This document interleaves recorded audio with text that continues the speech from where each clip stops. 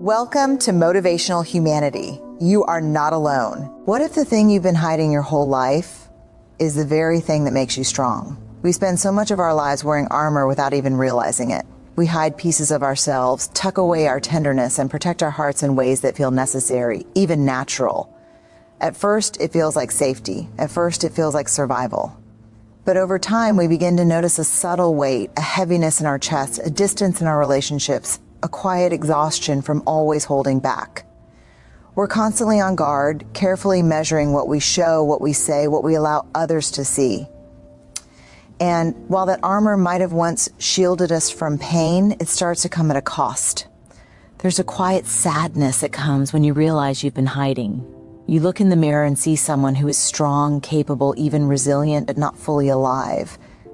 Somewhere inside, the softness, the tenderness, the emotional openness you once had has been tucked away for safety. You tell yourself it's for protection, but the truth is, protection isn't the same as living. And slowly you begin to understand that the very thing you've been shielding, the vulnerability, the sensitivity, the softness, is the part of you that can feel, connect, and breathe deeply.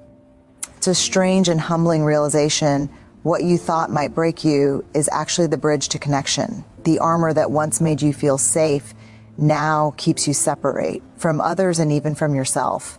You feel the tension every day in the pauses before conversation, in the way you distance yourself from people you care about, in the small compromises you make to avoid being seen too fully. And the harder you try to maintain it, the more you notice the loneliness it brings. Recognizing this isn't about shame or self-blame, it's about awareness. Awareness is the first step toward change. It's noticing the protective habits, the self-imposed limitations, and the invisible walls. It's asking yourself quietly and honestly, what am I protecting and what am I missing because of it? What opportunities for connection, for joy, for emotional freedom have I traded for the illusion of safety? Even saying it out loud is transformative. The moment you admit, I've been hiding my tenderness, something shifts. You begin to see the places where your heart is held back, and you start to wonder, what would happen if I allowed myself to feel fully again? What if I showed up with courage instead of armor? These questions are unsettling because they challenge every habit you've relied on for safety. And yet they carry a promise, a life not just endured, but fully lived, where tenderness is not weakness, but a source of strength. A simple action to start can be deceptively small, but deeply meaningful. Notice one moment in your day where you instinctively close off, maybe during a conversation, maybe in a thought you keep to yourself. Pause and ask, what am I afraid of them seeing? What am I keeping hidden? Naming it is the first step. Then breathe. Allow yourself to feel that tenderness, even if just for a second. Over time, these tiny moments build a bridge from armor to presence, from hiding to awareness, from fear to a subtle but growing courage to be fully yourself. Letting yourself be soft again feels almost impossible at first. For years, maybe decades, you have been taught, quietly, subtly, and sometimes loudly, that softness is weakness, sensitivity is something to hide, tenderness is something to bury, and emotions are liabilities that must be controlled, minimized, or disciplined. You may have learned to protect yourself through armor, through distance, through silence. You may have learned to laugh off your own needs, to dismiss your own feelings, to convince yourself that showing any vulnerability was a luxury you could not afford. And somewhere along the way, you began to believe it. You began to believe that to be strong, you must be untouchable, that to be capable, you must be impermeable, that to be loved, you must be perfect, guarded, unflinching. But beneath the surface, the tenderness has always been there, quietly persistent, patiently waiting. It waits in the corners of your heart where you still dare to dream. It waits in the moments when your eyes fill with tears at beauty or sadness, when your heart aches for another human being, or when a quiet longing for connection hums just beneath the surface. The irony is stark. The very thing you have hidden, the part of yourself you have learned to see as weakness, is the thing that makes life feel real. It is the part that allows connection, intimacy, joy, and even courage. Tenderness is not fragile. Tenderness is alive. Tenderness is truth without disguise, truth without pretense. When you first begin to let yourself be soft again, it is terrifying. There is a voice that whispers or sometimes screams that you are exposing yourself, that you are risking humiliation, that you are opening the door to disappointment, rejection, or pain. And that voice is loud because it is familiar. You have carried it for so long, it feels like a part of you. It has guided you, protected you, and even helped you survive. But now it becomes a barrier to the very life you long for. Letting yourself be soft again requires acknowledging the fear, recognizing it for what it is, and making a conscious choice to step forward anyway. The process is not linear and it is not neat. You will take small steps and sometimes feel as though you have taken two back. One day, you allow yourself to express what you truly feel, and it feels liberating. The next day, you retract, fearful of being judged, dismissed, or misunderstood. That is part of the work. That is part of being human. Being tender is not about perfection or consistency. It is about willingness. It is about the courage to face the discomfort of being fully seen. Every time you allow yourself to feel without hiding, every time you speak the truth of your own heart, every time you honor the soft parts of yourself that have been neglected or silenced, you are taking a step toward freedom. Tenderness also requires patience. The world may not be ready for your softness, and you may not be ready for it either. For many of us, the instinct to armor ourselves is strong. There is a reflex to protect ourselves from hurt, to hide our feelings, to pretend strength when we feel fragile. But tenderness cannot be forced and it cannot be rushed.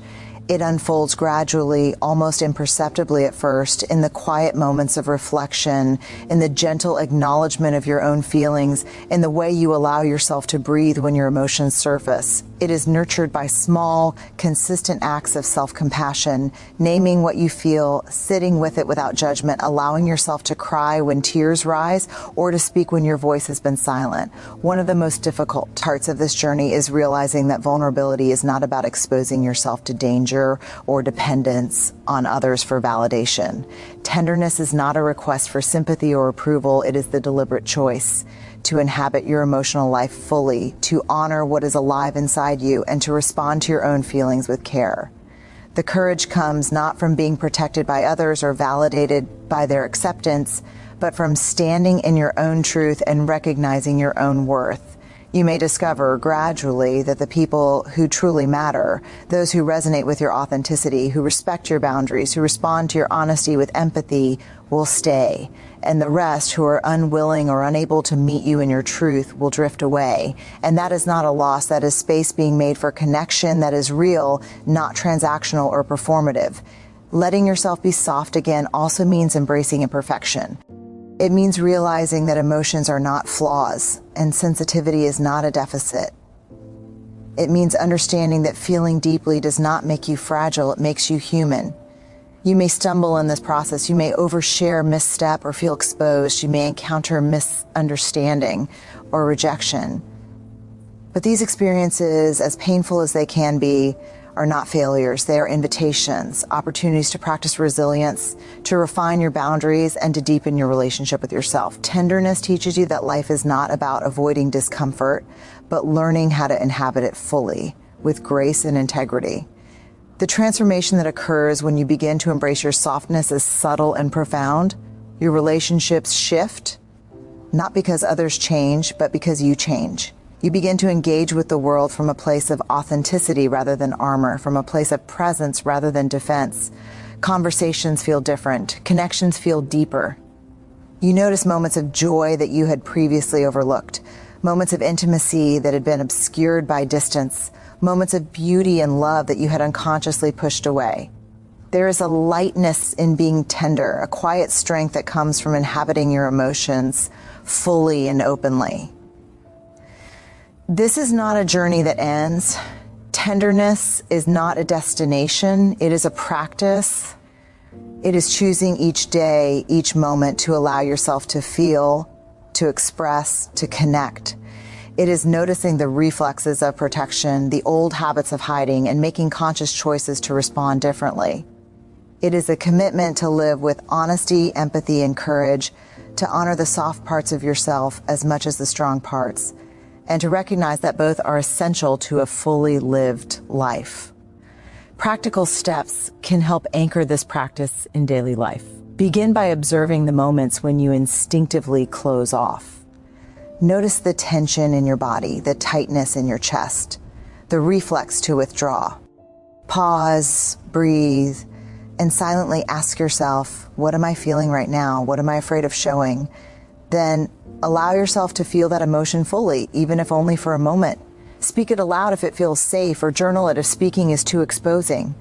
Celebrate these small acts of emotional courage. They are the bricks in the bridge from fear to freedom. Another step is to practice small gestures of openness with people you trust. A gentle acknowledgement of your feelings, a quiet sharing of your truth, a candid "I need support" or "I feel deeply" can feel radical if you are used to armor. Notice the responses and let them teach you about connection. Over time, these gestures build confidence, reinforce your worth, and remind you that tenderness is not vulnerability in the sense of being weak. It is vulnerability in the sense of being alive, aware, and engaged with life fully. Ultimately, letting yourself be soft again is an act of radical self-respect. It is a refusal to accept a life half-lived. It is a decision to honor the fullness of your emotional experience, to embrace both pain and joy, and to recognize that your tenderness is a source of courage, not a liability. Every moment you allow yourself to feel without hiding, every act of emotional honesty, every step toward authenticity is a victory. It is a reclaiming of the very parts of yourself that you once thought were dangerous or unworthy. And in that reclamation, you find freedom, depth, and a quiet, enduring strength. The process will not be easy. There will be moments of doubt, fear, and longing for the old armor. But with each act of tenderness, you train yourself to live in a new way, to relate differently, and to embody courage not as absence of fear, but as willingness to feel fully and honestly despite it. And slowly, imperceptibly at first, you discover that letting yourself be soft again is not losing yourself. It is finding the deepest, truest version of who you have always been. Choosing courage over control is one of the most difficult and most freeing decisions you will ever make. For years, you may have believed that control is safety, that if you can predict every outcome, manage every response, and protect every emotion, you will be safe from pain, rejection, or disappointment. You may have developed strategies to anticipate every possible failure, to prepare for every criticism, to armor yourself against every wound. And for a while it works. You feel steady, reliable, and in command. You feel untouchable. But the truth is, control is an illusion. The more tightly you cling to it, the more you realize how much life happens beyond your grasp, how many moments slip by unexperienced, how many opportunities for connection, love, and growth are lost in the shadows of fear. Courage begins in the quiet acknowledgement of this truth. It begins in the still, uncomfortable moments when you admit to yourself that you cannot control everything, that you cannot anticipate or prevent every emotional outcome, and that the very effort to control is keeping you from living fully. Courage begins when you let go of the fantasy of absolute safety and step into the reality of being human, a being with needs, emotions, desires, and fears. It begins with a decision to risk discomfort in order to experience life more fully, to risk vulnerability in order to experience connection, to risk imperfection in order to experience authenticity. At first, choosing courage feels like stepping into a storm. There is fear, there is doubt, there is the nagging question, what if this choice exposes me, hurts me, or makes me look weak? You may catch yourself thinking you are reckless or naive. The mind resists, it protests. It reminds you of every past wound, every betrayal, every moment when you felt unsafe or unprotected. But courage is not the absence of fear, it is moving forward in spite of it. Courage is leaning into discomfort with awareness, not recklessness, and knowing that your emotional life is worth more than your illusions of control. The first acts of courage are often small, almost imperceptible. It could be a moment in a conversation when you speak what you feel, even though you fear judgment. It could be asking for help when you are used to doing everything alone. It could be acknowledging your own mistakes or shortcomings instead of hiding them. These small gestures are not insignificant. They are the foundations of transformation. Every time you step into honesty, every time you act from your truth rather than your fear, you build a habit of courage that slowly reshapes how you interact with yourself and the world. Choosing courage over control also means embracing uncertainty. Life is uncertain, relationships are uncertain, emotions are uncertain, and yet most of us live as if certainty is the measure of safety, as if we can predict and manage every outcome. But the paradox of courage is that it only exists when uncertainty exists. Only when you let go of the illusion that you can control every variable do you open the door to authentic living. You begin to see that uncertainty is not a threat, but an invitation to show up fully, to feel fully, to engage fully, to take risks that matter, to be present with yourself and others without hiding or pretending. Courage is also about listening to the body and the heart as much as the mind. Control is a mental construct. It seeks to anticipate, predict, and rationalize. Courage is an embodied experience. It lives in the chest that races with emotion, in the stomach that tightens with anticipation, in the throat that hesitates with fear. When you notice these physical signs, instead of turning away or numbing them, you can lean into them. You can breathe into them. You can acknowledge them without letting them dictate your actions. Courage is not absence of sensation. It is the willingness to inhabit the sensations fully, to move forward despite them, to trust that you are capable of navigating life even when fear is present. There is a deep and transformative lesson in realizing that courage does not guarantee comfort, safety, or even success in the ways you might expect. It does not remove pain or disappointment from life, but it does change the way you experience those moments. When you act with courage, even amidst fear, you encounter life more fully. You experience connection more deeply. You experience yourself more authentically. You discover that the most meaningful moments are rarely found in perfection or control, but in presence, honesty, and engagement. Every time you choose courage over control, you reclaim a piece of yourself that was lost to fear. Choosing courage also reshapes relationships. When you stop trying to control how others respond, when you stop trying to predict or manage every reaction, something remarkable happens. People respond to authenticity. People respond to honesty. People respond to courage. And the relationships that once felt rigid, transactional, or performative begin to shift. They begin to breathe. They begin to feel alive. You may find that some relationships fade or fall away, not because you failed, but because courage has revealed what is authentic and what is not. And that space is not emptiness. It is opportunity.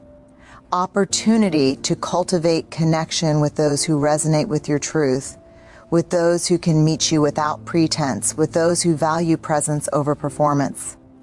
Practical steps can anchor this journey. Begin by noticing moments when fear drives you to control, when you withhold your feelings, rehearse your words, or manipulate outcomes. Pause. Breathe. Ask yourself, what is the fear behind this urge to control? Then identify one small act of courage you can take in that moment. Speak what you feel. Admit a need. Step into a situation you would usually avoid. Practice this deliberately and consistently. Over time, these small acts accumulate into a profound shift, a gradual reshaping of how you approach life, relationships, and yourself. It is also helpful to remind yourself that courage does not require grand gestures. Courage is often quiet. It is the daily, repeated choice to be authentic despite fear. It is the willingness to show up for yourself, even when the world has not made it easy. It is the gentle, persistent commitment to inhabit your emotional life fully, rather than retreat into safety. Each act of courage builds momentum.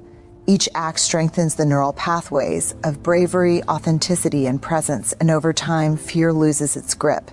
Not entirely, but enough to allow tenderness, openness, and life to flow more freely. Ultimately, choosing courage over control is about reclaiming your life. It is about stepping into the truth that you are more than your fears, that your value is not determined by how safe you are, and that the life you long for is on the other side of risk.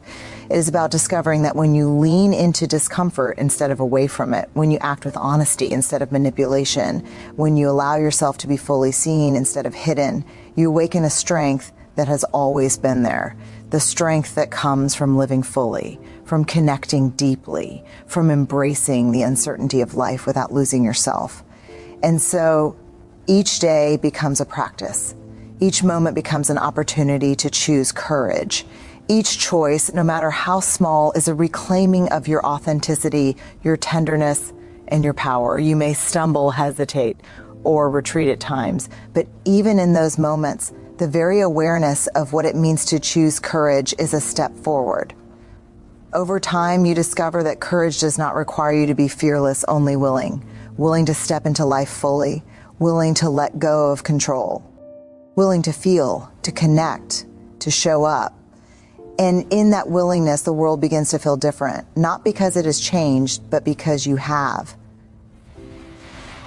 When you begin to embrace tenderness, you notice subtle shifts in everything around you. It is not sudden and it is not dramatic, but it is undeniable.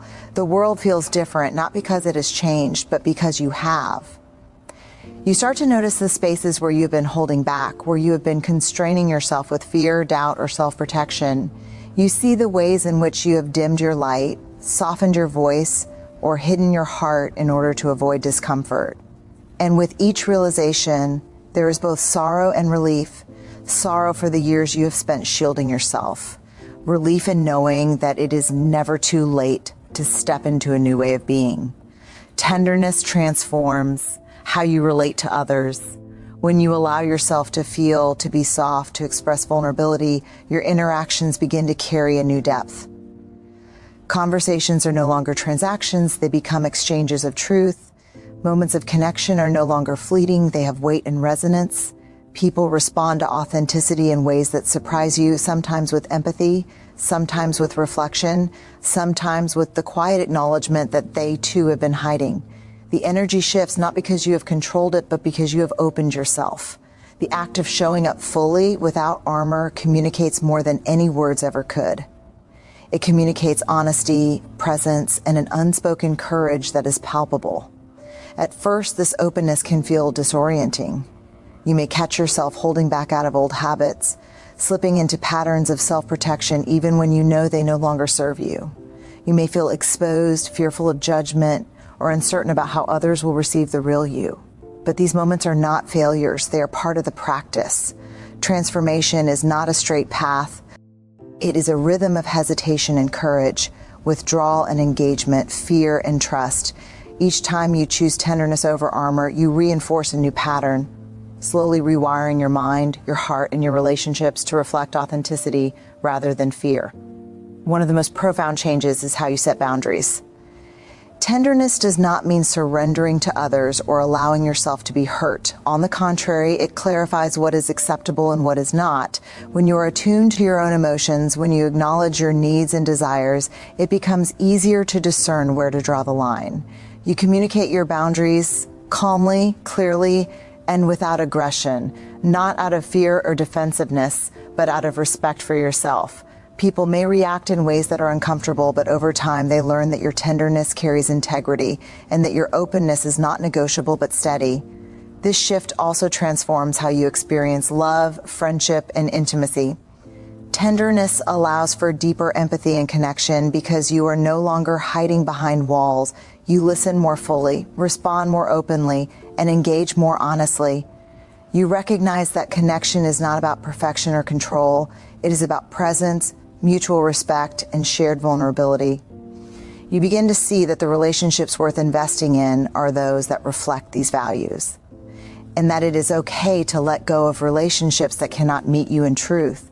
This process can be painful because it requires acknowledging what has been missing, but it is also profoundly liberating because it clears space for what is real, nourishing, and sustainable.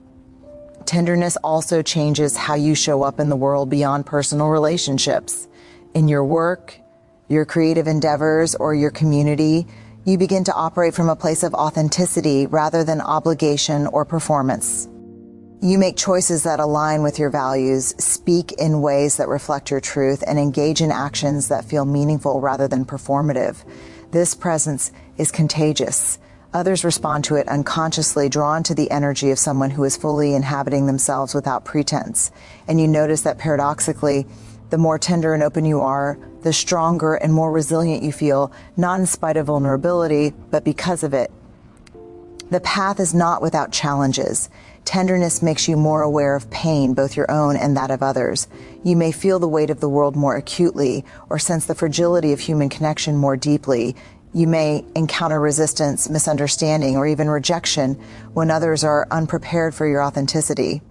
But each encounter is an opportunity to refine your presence, to strengthen your compassion, and to deepen your courage. You learn to hold your own emotions with gentleness, to respond to others with empathy without losing yourself, and to navigate discomfort with awareness rather than avoidance. Small practices help anchor this transformation in daily life. Begin by noticing moments when your instinct is to withdraw, to hide, or to protect. Pause, breathe, and ask yourself, what would it look like to respond with tenderness here? To speak my truth, to honor my emotions? Start with small, deliberate acts. Share a feeling with someone you trust. Set a clear boundary without defensiveness. Acknowledge your needs without apology, or extend kindness to yourself when old habits of armor surface. These moments, though seemingly minor, accumulate over time into profound change. Another practice is reflection. At the end of each day, consider where you allowed tenderness to guide your actions. Where did you hold back? Where did you respond with courage instead of control? Where did you notice the quiet strength that comes from openness? Journaling, meditation, or quiet contemplation can help reinforce awareness and build a rhythm of conscious engagement with your emotional life. Ultimately, embracing tenderness transforms not just your interactions, but your sense of self.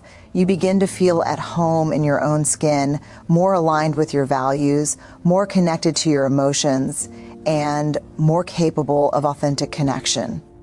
You learn that being tender is not the same as being weak, and that being soft does not make you vulnerable in a harmful sense. It makes you alive, aware, and courageous. Life begins to feel richer, not because it is easier, but because you are present in it fully, willing to experience it with openness, honesty, and integrity. This transformation is gradual and ongoing. You will stumble, retreat, and doubt yourself at times. You will encounter moments when old patterns resurface, when fear tempts you back into armor. And that is normal. Each moment of hesitation is not a failure, but a reminder that growth is a process, not a destination.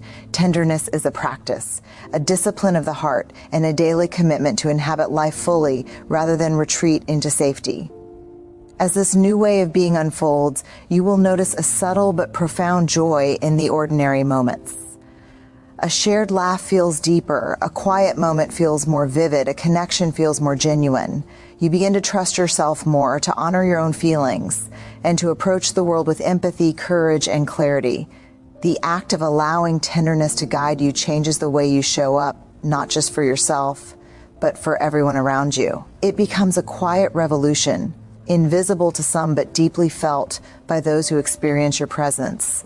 The choice to embrace tenderness is ultimately a choice to live fully, to engage with life rather than defend against it, to honor your emotional depth rather than suppress it. It is a reminder that strength is not measured by what you can hide or control, but by what you can feel, express, and share authentically. Every act of tenderness, no matter how small, is a step toward a richer, more meaningful life. Every moment you show up with openness and honesty reinforces the truth that your softness is not a flaw, but a source of profound strength and transformative power. Growing into wholeness is the culmination of everything that has come before. It is the place where awareness, vulnerability, and courage meet, where tenderness is not just a practice, but a way of life. Wholeness is not something you achieve and then arrive at as a permanent state. It is an unfolding process, a continuous engagement with yourself and the world around you. It is the willingness to inhabit your emotions fully, to experience life deeply, and to honor every part of yourself, even the parts that have been ignored, shamed, or hidden for years. This journey begins with recognizing the ways in which you have abandoned yourself. You may have spent years prioritizing others' expectations over your own needs, silencing your voice to avoid conflict, or numbing your feelings to survive.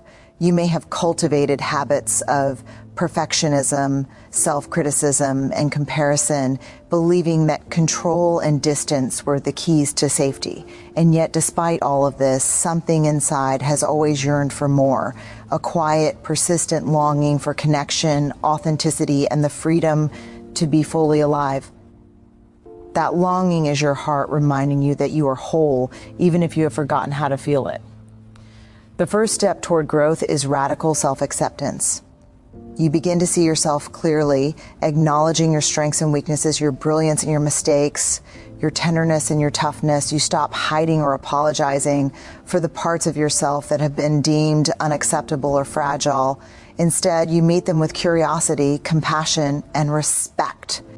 You begin to understand that every aspect of yourself has value, that your sensitivity is a gift, that your emotions are information, that your mistakes are teachers, and that your vulnerabilities are bridges to connection. Growth begins when you stop fighting who you are and start leaning into it fully. In this process, you confront your deepest fears. You face the fear that your tenderness will make you weak, that your openness will be exploited, that your authenticity will be rejected. You notice how often these fears have shaped your decisions, your relationships, and your self-image, and yet you learn that these fears are not indictments of your inadequacy, but signals of opportunity. They invite you to act with awareness, to respond with courage, and to practice discernment in how and when to show up fully. Every step taken in the presence of fear strengthens resilience and reinforces the truth that growth is not about eliminating discomfort, but about learning to inhabit it with grace. Wholeness also involves reclaiming your emotional power. For years, you may have handed it over to others, letting their judgments, criticisms, or expectations define your sense of worth. You may have silenced yourself, diminished your voice, or denied your own feelings in order to maintain peace or gain approval. Growth is the conscious act of taking that power back. It is choosing to listen to your own heart, to trust your own perception, and to respond to life from a place of clarity rather than reaction. It is recognizing that your feelings matter, your experiences matter, and your truth matters. And when you claim that power, you discover a quiet strength that has always been inside you, waiting to be acknowledged. As you grow, you notice a profound shift in how you relate to others. Relationships no longer feel like negotiations or performances. They become spaces of mutual respect, authenticity, and trust. You recognize that some connections will change or fade because they are not compatible with this new way of being, and you release them without regret or guilt. At the same time, the relationships that remain feel richer, deeper, and more nourishing. You engage with others from a place of presence rather than neediness, from a place of honesty rather than pretense, and from a place of empathy rather than judgment. Growth reshapes your interactions, not by controlling them, but by changing the way you show up. Another aspect of wholeness is the integration of tenderness with action. Emotional growth is not passive.